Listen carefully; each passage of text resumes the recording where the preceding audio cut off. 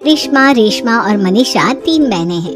उनका एक भाई भी है, मयंक। मयंक अपनी बहनों को बहुत प्यार करता है, लेकिन मयंक की पत्नी सविता इस मामले में मयंक से बिल्कुल ही अलग है। वो अपनी ननदों का जितना बुरा कर सकती है उतना बुरा करती ही रहती है और अपनी ननदों पर हुक्म भी चलाती है। करिश्मा, करिश्मा, तुमने अभी तक नाश्ता नहीं बनाया? तुम्हारे भैया को ऑफिस जाने में देर हो रही है। हाँ भाभी, बस अभी बनाती हूँ। करिश्मा, तुम ये ढीलापन छोड़ दो। कल को पराये घर जाना है। वहाँ अगर तुम इस तरह से काम करोगी तो लोग क्या कहेंगे कि माँ ने और भाभी ने कुछ सिखाया नहीं। और तुम्हारी दोनों बहनें कहाँ हैं? रेशमा मार्केट गई है और मनीषा सो रही है। क्या?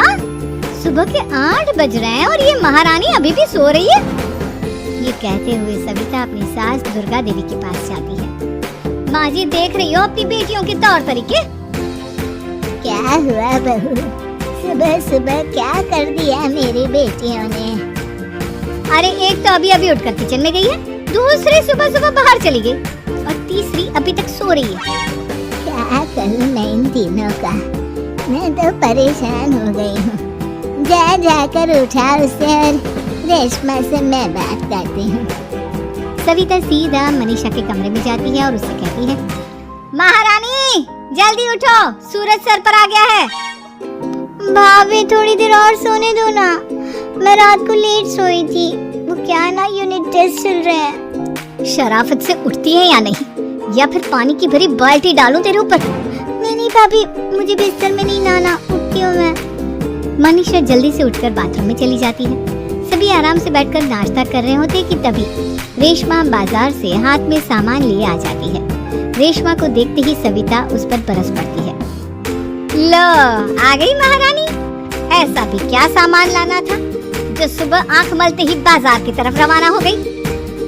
भाभी, कल आप ही तो चीख रही थी कि घर का सारा सामान मुझे ही लाना पड़ता है, घर में किसी को भी किसी काम से कोई लेना देना नहीं है। अब मैं बाजार जाकर सामान ले आई तो आपको इस बात से भी तकलीफ हो रही है? देख रही हो माँ जी, अपनी बेटी की जुबान कैंची से भी तेज चलती है। और मयंक, आप तो कुछ कहेंगे नहीं अपनी लाडली बहन को? रेशमा, अपनी भाभी से ऐसे बात नहीं करते। चलो माफी मांगो। भैया, मैं क्यों माफी मांगू? आप भाभी से बोलिए ना कि हम पर कम हुक्म चलाया करे। हम इस घर की बेटियां हैं और आपकी पत्नी की ननद है, नौकरानी नहीं। लौट कर लो बात। इनकी भलाई के लिए कुछ भी बोलो तो इन्हें बुरा लग जाता है। इस घर में यही इज्जत है मेरी। देख लो माँ जी, आपकी बेटी किस लहजे में मुझसे बात कर रही है। सविता वहाँ से चली जाती है। मयंक को बहुत गुस्सा आता है, वो भी वहाँ से चला जाता है। फिर करिश्मा रेशमा को समझाती है। रेशमा, तुम्हें भाभी से माफी मांग लेनी चाहिए थी ना। लेकिन दीदी, मैंने कुछ किया ही नहीं, तो मैं माफी क्यों मांगू? हाँ करिश्मा दीदी, रेशमा दीदी जैसे ही घर में आई भाभी ही उन पर चिल्ला रही थी। हाँ, मैं मानती हूँ कि गलती भाभी की थी। मैं तो इसलिए बोल रही हूँ कि भाभी ने माँ को तो पूरी तरह अपने वश में कर लिया है। वो हमारी बात सुनती ही नहीं। मयंक भैया हमारे लिए हमेशा खड़े रहते हैं, इसलिए उनकी बात का मान तो तुम्हें रखना चाहिए था ना। कोई फायदा नहीं दीदी, कुछ दिनों की बात और है, भाभी उन्हें भी हमारे खिलाफ भड़का देंगी। फिर वो भी माँ की तरह हमारी किसी बात का विश्वास नहीं करेंगे। इसी तरह सविता अपनी तीनों ननदों को किसी न किसी बात पर परेशान करती रहती थी। एक दिन मयंक अपनी तीनों बहनों के लिए गिफ्ट लाया। क्या रेशमा, ये तुम्हारे लिए हार का सेट। रेशमा, तुम्हारे लिए सुंदर सी ड्रेस। और मनीषा, तुम्हें किताबें पसंद है ना, तुम्हारे लिए किताबें लाया हूँ। थैंक यू भैया। थैंक यू भैया। थैंक यू भैया। करिश्मा, तुम्हारा नेकलेस कितना सुंदर है, ये भैया कहाँ से ले आए होंगे? मैंने भैया को 3 दिन पहले फोन पर ये डिजाइन दिखाया था और आज भैया ये ले आए। सविता तो अपनी ननदों के गिफ्ट्स देखकर जल गई और करिश्मा का नेकलेस तो उसे भी बहुत पसंद आया था। अपनी बहनों के लिए कितना अच्छा नेकलेस लेकर आए हैं, मुझे कभी कोई गिफ्ट नहीं दिया। मैं आज ही ये हार चुरा लूं।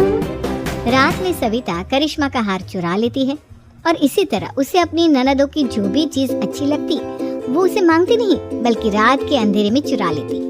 इसी तरह दिन बीतते गए और सविता ने मयंक के दिल में भी उसकी बहनों के लिए नफरत पैदा कर दी। एक दिन मयंक ने करिश्मा और रेशमा के लिए रिश्ता देखा और ये बात उसे घर में सबको बताई। माँ, करिश्मा और रेशमा के लिए बहुत अच्छा रिश्ता आया है, वो लोग कल इन्हें देखने आ रहे हैं। आप और सविता मिलकर सारी तैयारी कर लेना। ये सुनकर करिश्मा और रेशमा खुश हो जाती है, लेकिन सविता सोचती है अगर इन दोनों बहनों की शादी हो गई तो घर और बाहर का काम कौन करेगा?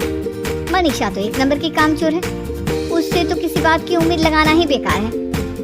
मुझे इस शादी को रोकना होगा। अगले दिन सभी लड़के वालों के स्वागत की तैयारी करने में लगे होते हैं। तभी मयंक अपनी बहनों से आकर कहता है, तैयार हो गई तुम दोनों?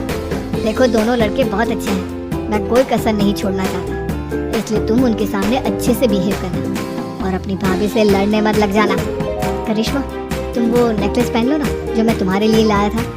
भैया मैं बहुत देर से वो नेकलेस ढूंढ रही हूँ, लेकिन मुझे मिल ही नहीं रहा। क्या तुमने नेकलेस खो दिया? तुम्हें पता भी है वो कितना महंगा था? तुम कोई काम ढंग से नहीं कर सकती।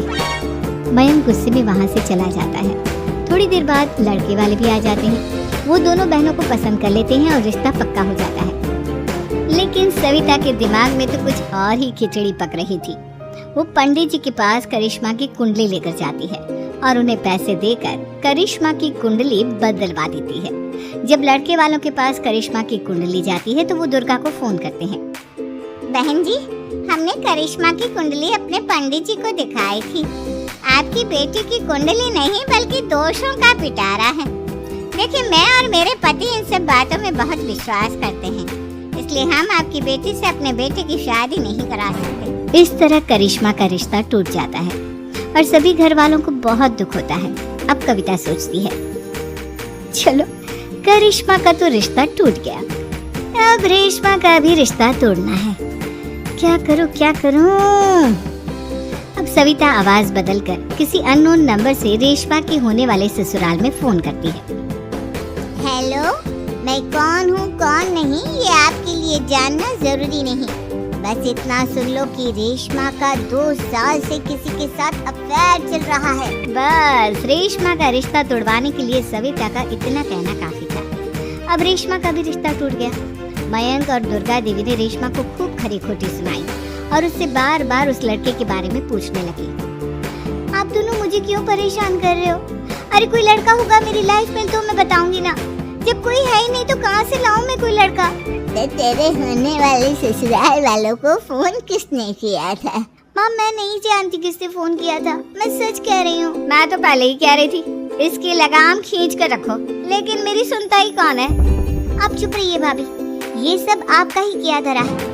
अब तीनों बहनों को विश्वास हो जाता है कि ये सब उनकी भाभी ही कर रही है। तीनों बहनें अपनी भाभी को सबक सिखाने के लिए एक वकील कर लेती हैं और घर में हिस्सा मांगती। देखो भैया, माँ बाप की जायदाद में जितना बेटों का हक होता है उतना ही बेटियों का, इसलिए इस घर के 4 हिस्से होंगे और हमें अपना हिस्सा चाहिए। मैंने तुम्हारे लिए क्या क्या नहीं किया और तुम इस घर में हिस्सा मांग रही हो? भैया, आप और माँ हम बहनों की कोई बात नहीं सुनते हो और भाभी हमारी शादी नहीं होने देगी क्योंकि उन्हें लगता है कि आप हमारी शादी में ज्यादा पैसा लगाओगे और उन्हें हम जैसी फ्री की नौकरानी कहाँ मिलेगी। तो हम भाभी के साथ तो रह नहीं सकते, हम बहनों को अपना हिस्सा चाहिए। अरे तुम्हें शर्म आनी चाहिए अपनी भाभी पर ऐसा इल्जाम लगाते हुए। वो तुम्हारे बारे में कितना सोचती है। हाँ माँ, भाभी हमारे बारे में बहुत सोचती है, दिन रात बस यही सोचती रहती है कि किस तरह से अपनी तीनों ननदों को परेशान करूं और कभी मुझे पढ़ने भी नहीं देती। दोनों बहनों का रिश्ता भी तो इन्होंने ही तोड़वाया है और रात में हमारे कमरे में आकर हमारी चीजें भी चुराती हैं। इसी तरह सविता की तीनों ननदें अपनी बात पर अड़ी रही। अब कोर्ट में तारीख भी शुरू हो गई। जब सविता को लगा कि उसकी तीनों ननद इतनी आसानी से नहीं मानने वाली, तो उसने अपने पति और सास को सारी सच्चाई बता दी और अपनी तीनों ननद से माफी मांगी। मयंक और दुर्गा को भी अपनी गलती का एहसास हो गया। अब सविता खुद करिश्मा और रेशमा के लिए अच्छा रिश्ता ढूंढती है और उनकी शादी करवाती है।